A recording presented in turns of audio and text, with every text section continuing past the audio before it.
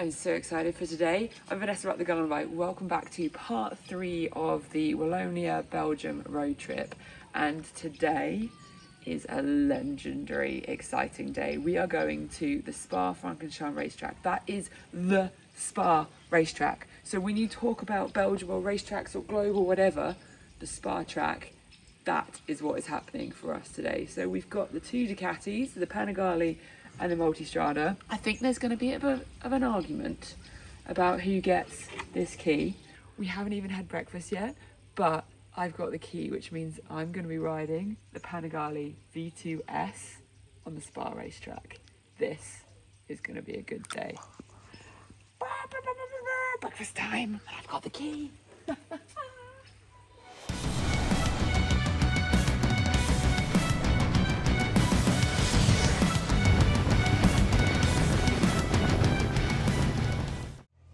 I still have the key.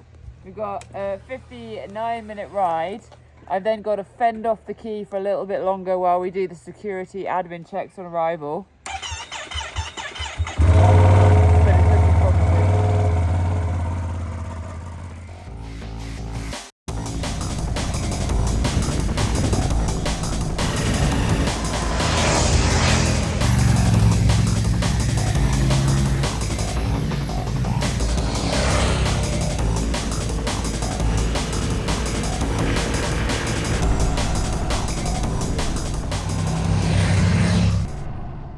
Having eaten Belgian blue beef yesterday, I'm wondering if these are Belgian blue cows. We've seen them all over the place. They're like the most stacked hench cows ever.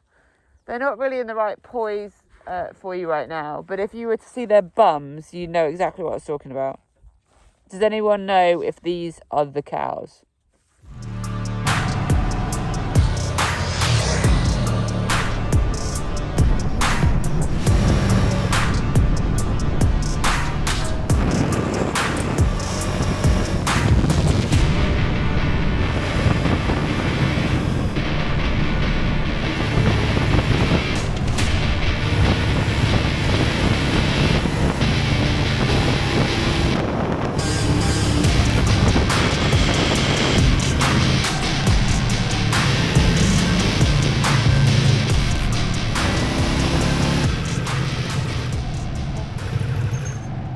Just pulled up en route to the racetrack, and this red-pink building behind me is one that you could also add on a visit here. Now this is the museum of the Spa-Francorchamps Racetrack. So down below in the basement there is a whole heap of history. The racetrack is of course both for motorsports with 4 wheels and motorsports with 2 wheels, and from my understanding it is jam-packed with Ferraris and Porsches and bikes, memorabilia, all the sorts of things that showcase the history, the emotion and the heritage of such a famous and infamous racetracks, because this is notorious for being one of the most dangerous racetracks in the world, and that's partly due to the elevation that the racetrack gives you and the climate around here. But we're going to talk about that a little bit more when we get there. But for now I thought I'd show you the building. We're a little bit packed on time, so we're not going to be visiting it, but it's one for the visitors checklist.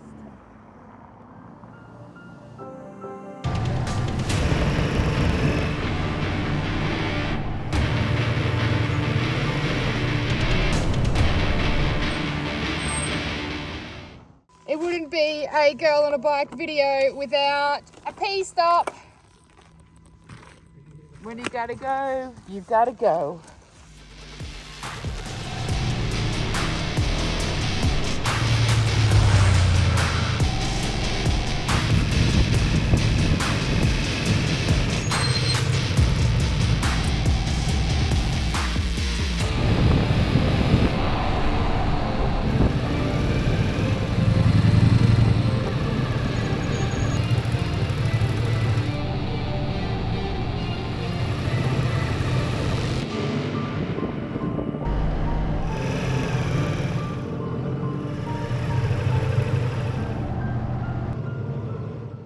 We have arrived at the track. We're waiting to meet the chief of the track because we are a little bit sneaky and very lucky in that we're going to get to do 2 parade laps of the track today. Now, because we're here on like a family holiday and stuff, I didn't want to bring full track day levers and race spec helmet and boots and gloves and all that kind of stuff. So we're getting to do a parade lap. Now, you can of course come and do this track, and I've got a whole other video with a lot more detail about the Spa-Francorchamps track and all the opportunities, including what options you have on how to get in and what the costs are and all of that. So check out that video. But for now, it is going to be a pretty exclusive parade lap, which I'm actually quite nervous about. There's something about, I rode the Milano track with the Moto E team and the Energica. There's a video you can watch on that. And being on the track in the middle and the volume and the scale of the grandstand, there's a lot of emotion in that. So let's go. That was pretty special. We just got to go into race control, and because of the safety and the maintenance of all the track, there's just massive screens and more cameras than I could count. Obviously we're not allowed to film in there, but that was really cool. We're now getting to see the podium. Can you imagine the buzz, the roar of the crowd that you would have coming out here at the end of the race? The grandstand is full of people.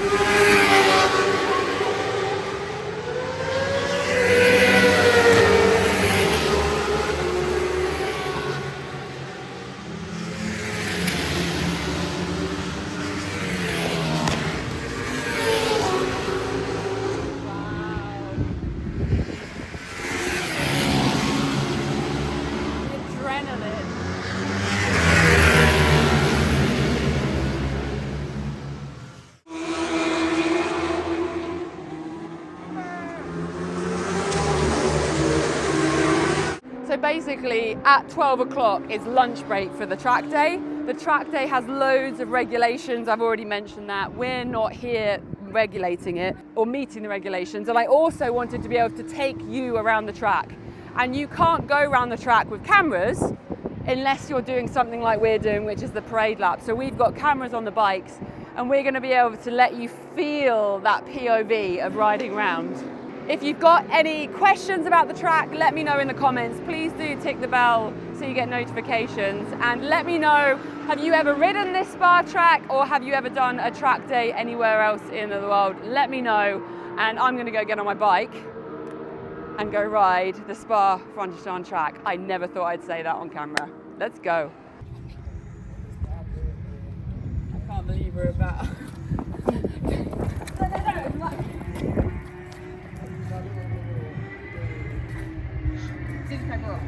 No! No, I'm not doing it.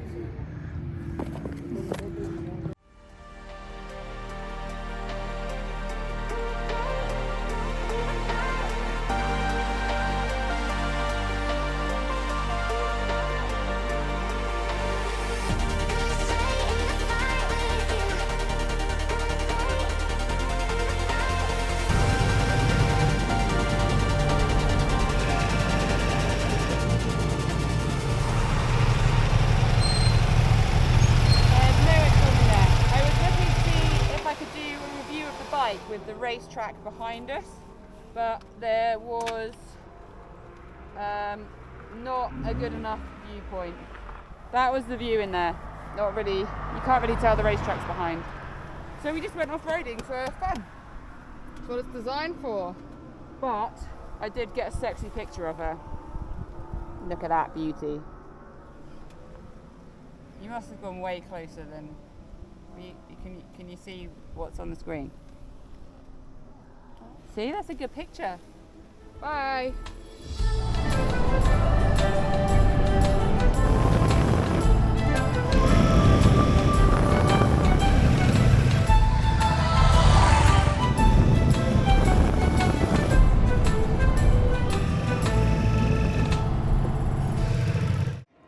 Tiger tank. So this is a Tiger tank and a classic example of some of the tanks that you can see speckled around Belgium. So there's Cromwell, Sherman, Panther and Tiger tanks.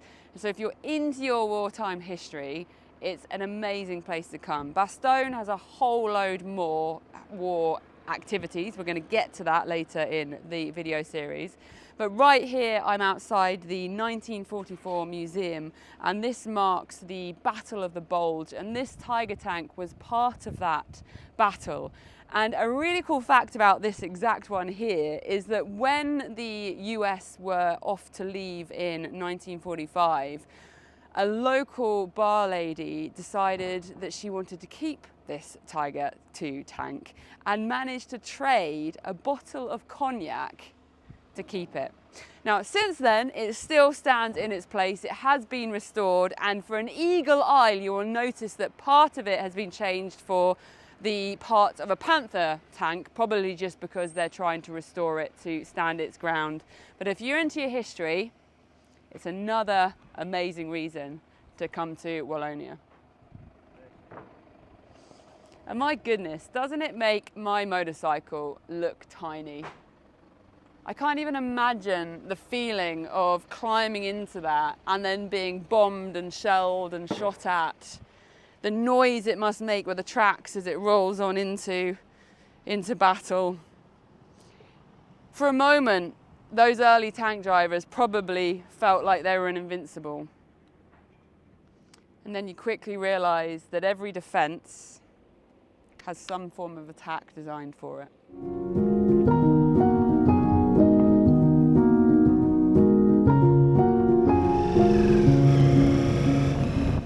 Just done that really annoying thing where you drive away, pull away, everything all ready to go, apart from you haven't put your earplugs in, so I've just pulled over. But how stunning is this forest and this road?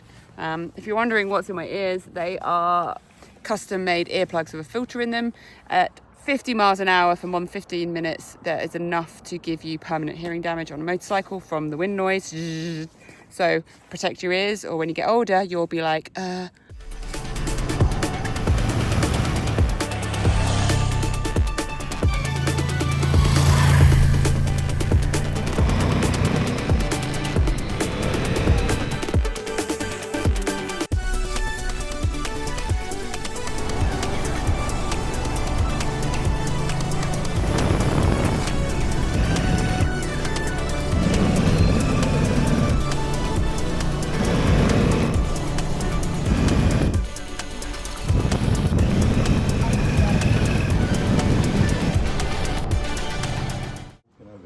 It's the end of another amazing day. Little Skylar's here. We are sat outside our accommodation. Skylar's, Annika's for some reason sat on the air conditioning. Dad is handing out some trips.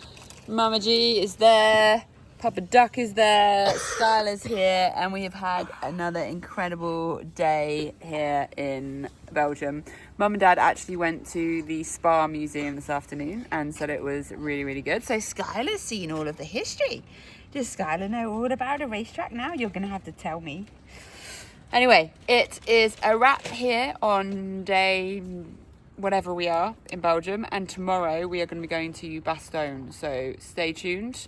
I'm going to sign off for the day. And tomorrow is another big day. Look at our t-shirts, baby girl. We match. I just had a pretty emotional say goodbye to Skylar. She's been so good all week and she loves being with Nana G and Papa J, but this morning she just didn't want me to leave and it was a little bit heartbreaking. But she's all good now. So we're going to go ride and we are going to Bastogne, and it's probably one of the core places in Belgium for the significance of the war impacts of being here. So today I think it's going to be quite a moving day. There's going to be a lot of history, some museums and some learning and discovery about our past. So I think it's going to be a day of gratitude as well for the fact that I'm not having to go into war right now. And it's another day of motorbike. Oh no! I promised Annika that she could ride this bike today. I get the motorstrider.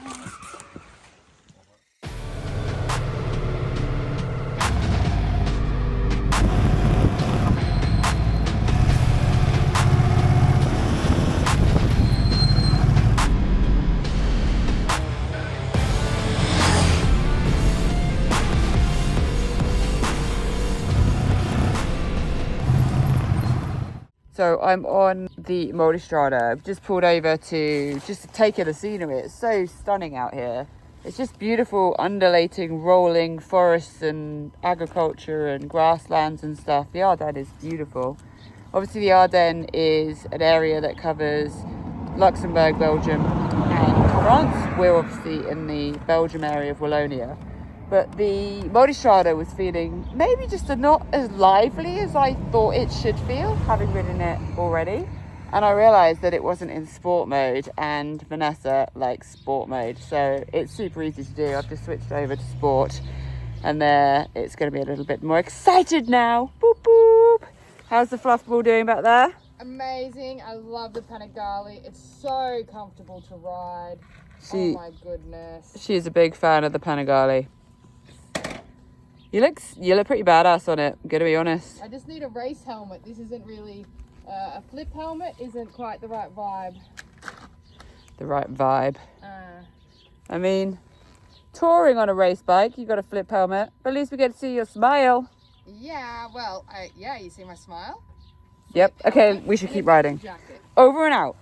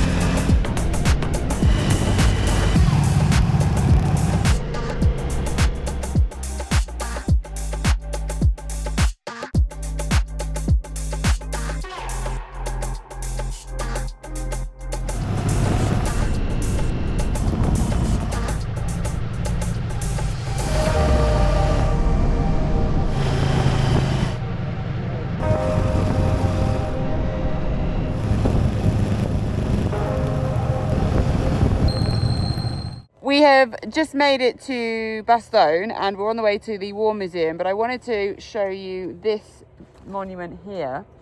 This is something pretty significant, and there is one of these every mile from here in Bastogne all the way to where the D-Day landings happened, and they're just there to help mark the massive effort that those two battles had in the overall war. One every mile.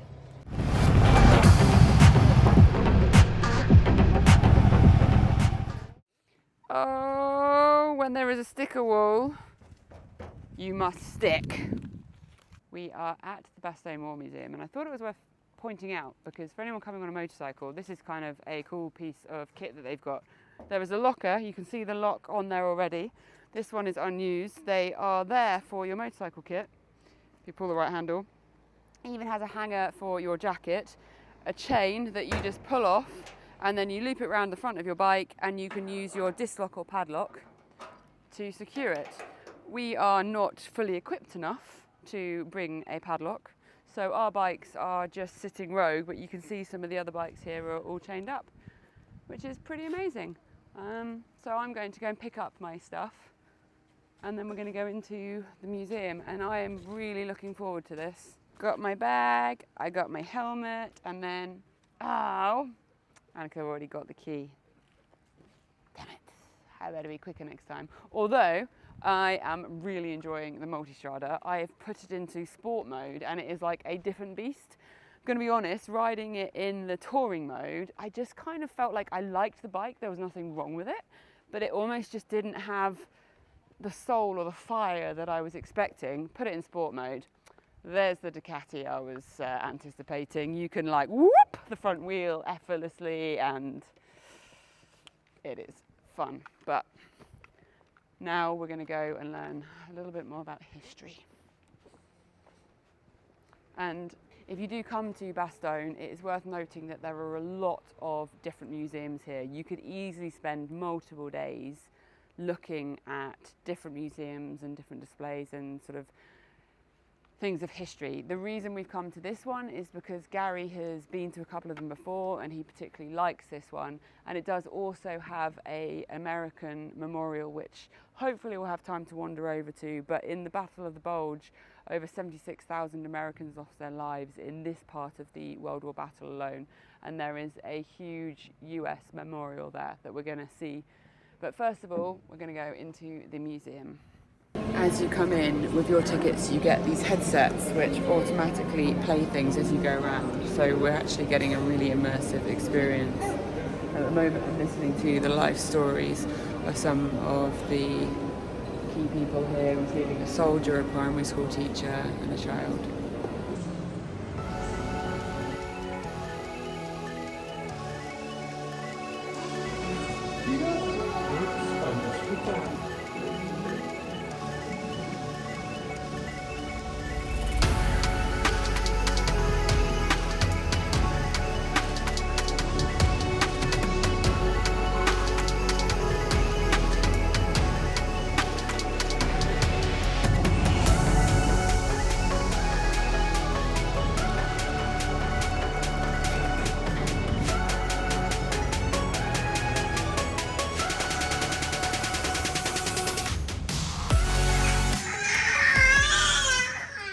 I don't really have the words or emotions, vocabulary to describe what I've just sort of discovered, learned, the journey that War Museum has just taken me on.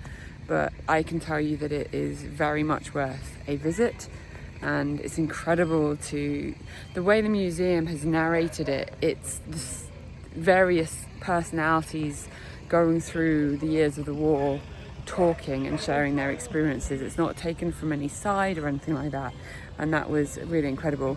I'm just walking over towards the huge US memorial, and it's just, I know that we have some incredible wars going on in the world at the moment, and there's a lot of people suffering at the sort of the extent of war. I just wish we could have more peace and love in the world. There is the support vehicle.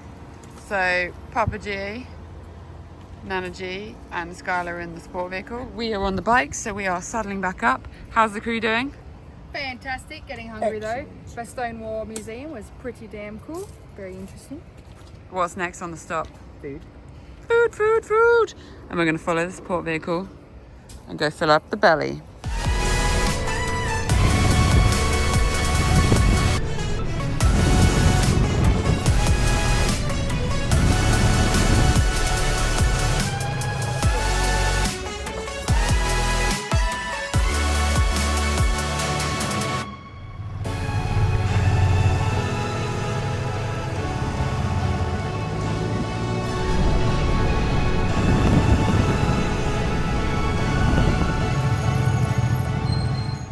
Short ride from the War Museum. Included in the ticket is access to Bois Jacques, and this is an area of forest where there are original foxholes from the Battle of the Bulge, and these were foxholes that the Easy Company, the 101st Battalion of American troops, used to hold their ground and protect themselves during that battle. And here we can actually have a wander in and see some of them. So right in front of me here is a foxhole. The troops dug through the night to make shelters, and it was the middle of winter as well. I cannot even begin to fathom what it would be like being in a forest like this in the middle of winter, hearing the advancing tanks and the bombs and the bullets, and that's all you've got for shelter. Makes you really think about the things you're going to complain about in life. Hey Skylar, are you taking all this in? How fortunate you are right now. Booby milk on tap, warm clothes.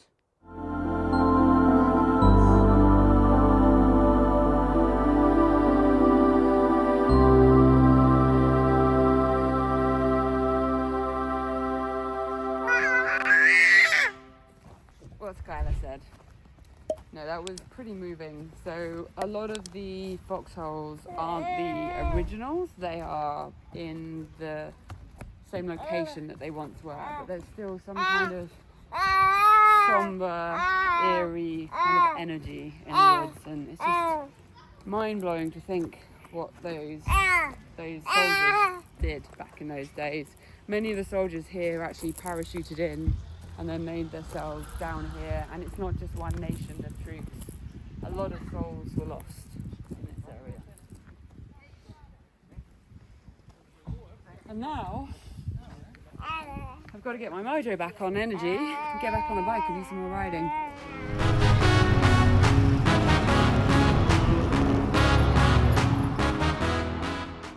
We are currently experiencing an FFU, which is a France beep up. We are following this man to the petrol station, and this is not a petrol station.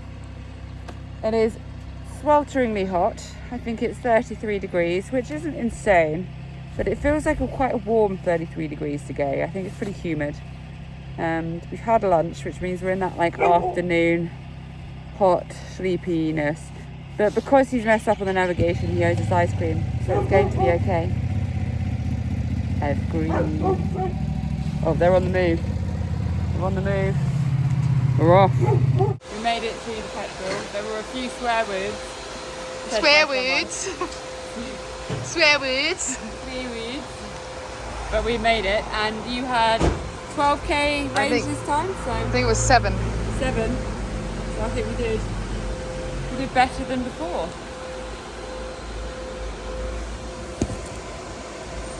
7 kilometre range.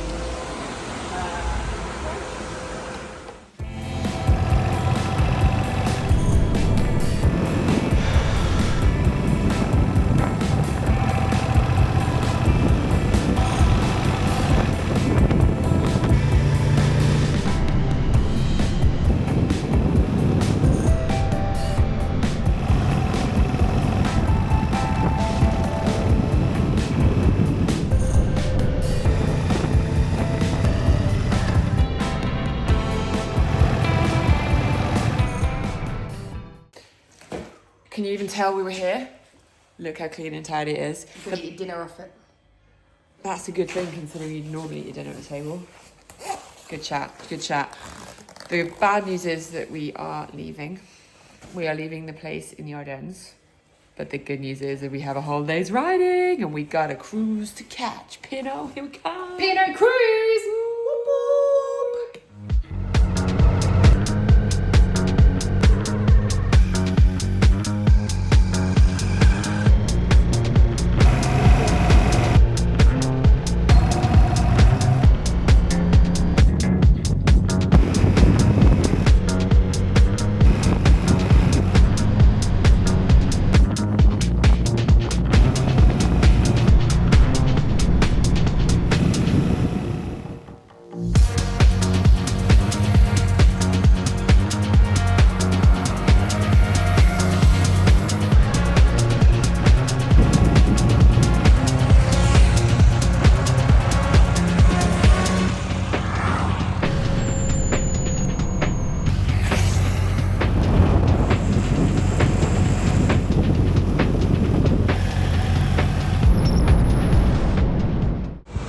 Making super progress. We are halfway to Pinot. We've just stopped for a little picnic and a stretch of legs, and all is going smoothly. Should we walk to the bin, Skylar? Go over there. Stop, stop. Let's go, let's go, let's go.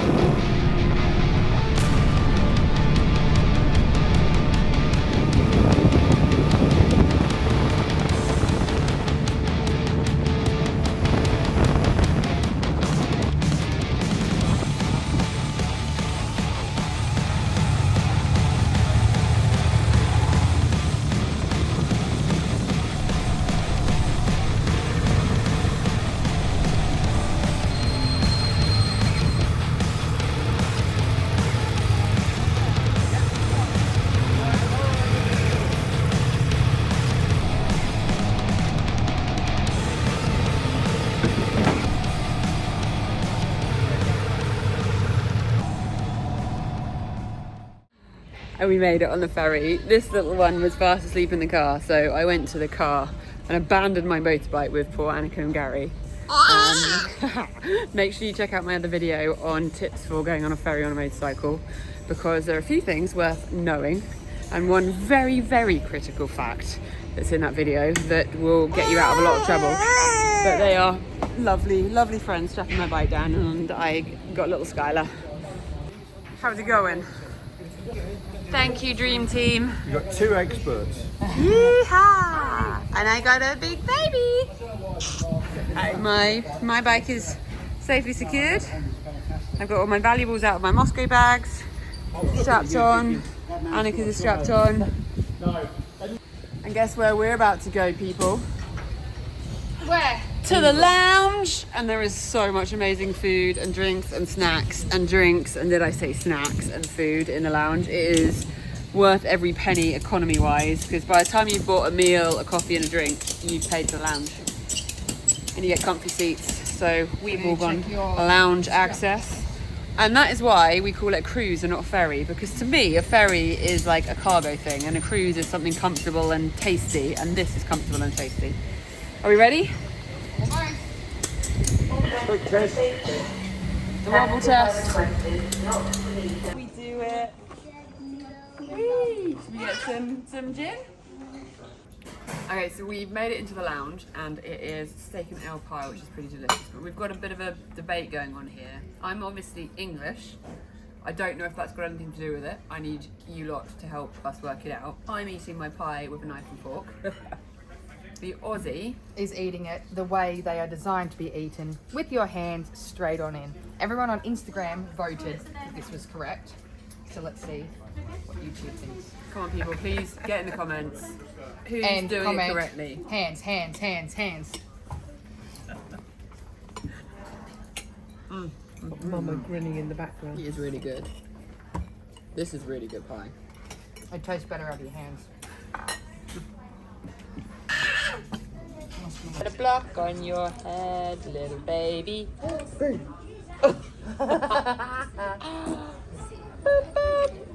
fun. Oh, Very fun. Oh, what's on your head? What's on your head? what's on your head? Is a tab on my head. And I can make my voice change. Hello, Skylar. Hello.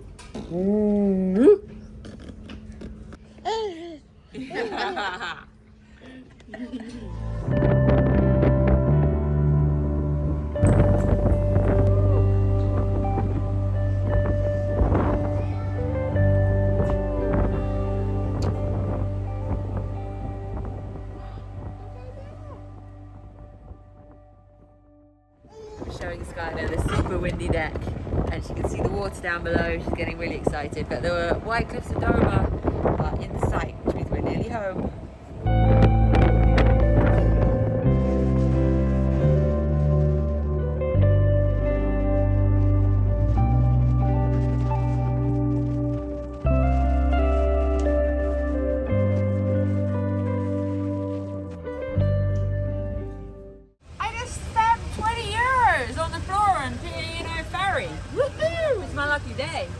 Getting back on the bikes, it's P&O Ferry cruise time over, and now we've got the UK leg back to South Wales. So that is the end of the Belgium adventure. Make sure you check out the other videos in the series and let me know any questions that you might have in the comments. I'm Vanessa at The Girl on a Bike, and for now I'm going to try and decide which bike I want to ride on the way home. Take your guesses on the comments of which one I pick.